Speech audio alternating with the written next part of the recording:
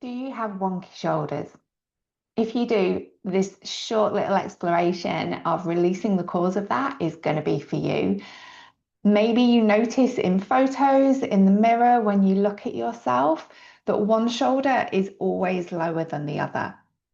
And there might be some pain and restricted movement, differences through your left and right side that go along with this. But here's the thing, no amount of faffing about with or trying to correct the level of your shoulders is going to change that, because the holding patterns that are contributing to this aren't happening around the shoulders. They're happening lower down through these big muscle groups of your torso.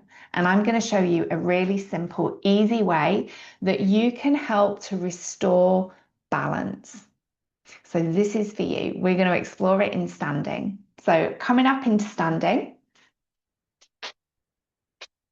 and we're actually going to bring our focus to our sides lower down at our waist. So using our hands, these are gold to help us to restore balance and connection, to feel what's really happening.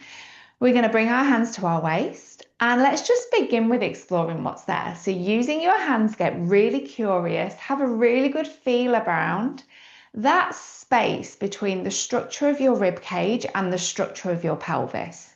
So have a feel around, and what are you noticing here? Maybe you're feeling that one side is a little more sensitive or ticklish than the other, maybe even a bit more tender. That's one way that more holding tension shows up in one side.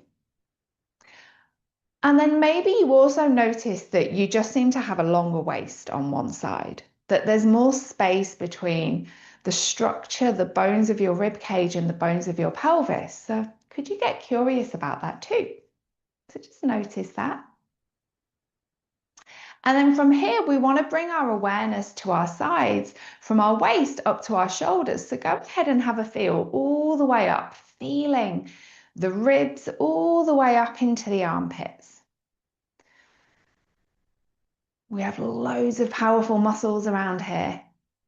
And when these are held tight, more so on one side than the other, one of the ways that shows up is that we're in this position. We have wonky shoulders. And you might notice for you, if you carry a shoulder bag, you only get access to one shoulder. And that was me for many, many years, from my teens until I found this practice. Actually, I could only ever carry a shoulder bag on my left shoulder because this is my pattern. But I know how to release this by going to the sides. So we're going to start with evening up, restoring balance and releasing tension around our waist. Hands at the waist. We're going to keep our knees soft, legs straight. And you're going to hike one of your hips. So I'm lifting my heel and I'm sending my hip in the direction of my armpit. And for those of you that have looked after, that have cared for babies and young children, you might have done this to hold a baby on your hip. Or like me, you might use it to carry your wash basket out to the garden to hang it out. Notice how raising the hip shortens this side and then lower it down. And then let's compare that on the other side. And what you might notice is that this movement is different. You might notice it's more natural or easier on one side. That's how our holding patterns show up. So keeping your other leg straight, soft knee, you're going to lift the heel, hiking the hip, sending this side of your pelvis in the direction of your armpit. Feel that tightening into this side and then slowly release. Feel the waist lengthen, lowering hip and heel. So we might explore this 3 or 4 times on each side. A deliberate hiking up. Feel a little tightening and squeezing into the side you're hiking and observe how the opposite side lengthens. This is function. One side shortens, one side lengthens. And then slowly release. Take a breath there. And then we're going to go the other way. First side lengthens, second side shortens. And you might notice as you watch this how the side I'm shortening creates a drawdown of that shoulder and a tip of the head. And then releasing. So you might want to pause this and explore that a couple more times on each side. And remember, it's how we explore this movement that makes it effective to release hold tension, to release the imbalances. And then we're going to come to the upper part. So we're going to connect a little more into our ribs. So with your opposite hand, you're going to bring it under one of your armpits. And could you now imagine you've got a heavy bag in that hand? Could you let that armpit and that shoulder sink on down?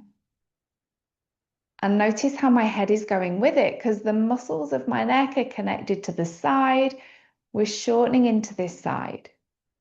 And can you feel a closing, almost as if you're concertinaing these ribs together? Tighten into that.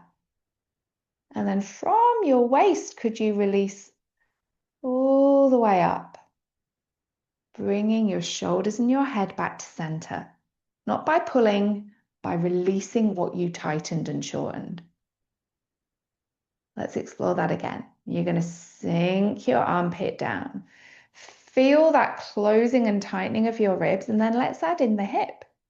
Go ahead and hike the hip up.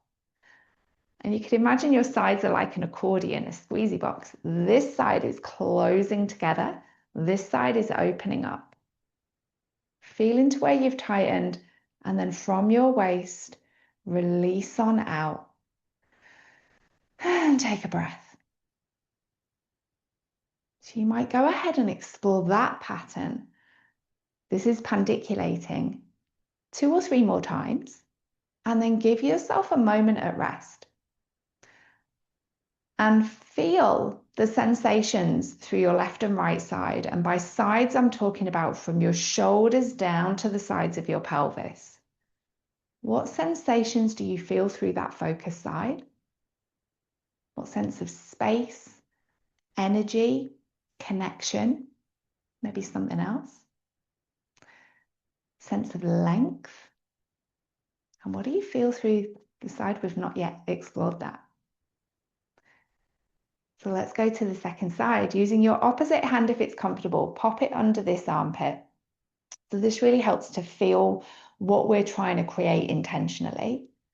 And we're going to slump that shoulder on down. Feel the side, the ribs close together, and how when we shorten and tighten the side, it pulls the shoulder down. And then let's add in the hip. The hip comes up like armpit and hip are trying to meet. Tighten into this side and breathe into the opposite that's lengthening. And then from your waist, could you open up through the ribs, lengthen down through the waist. And I don't even need to think about my head coming back to center. It happens in response to taking the brakes off here.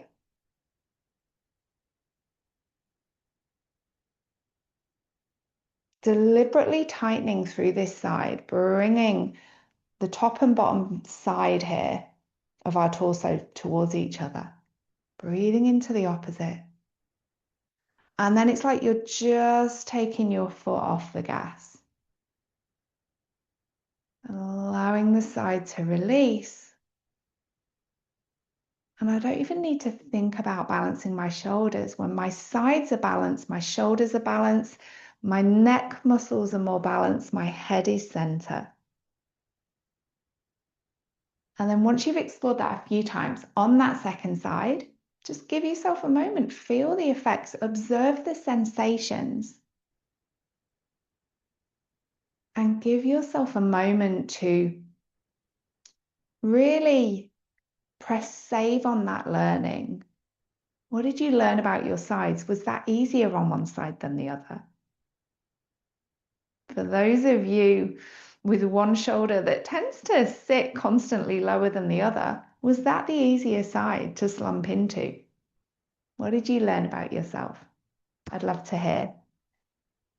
And if we haven't met, My name is Karen. I'm founder of Somatic Habit. I'm author, and I'm here to share everything that I've learned over the last 25 years about what it is to be a soma and to restore balance, joy of movement, ease of movement, and essentially live an easier life.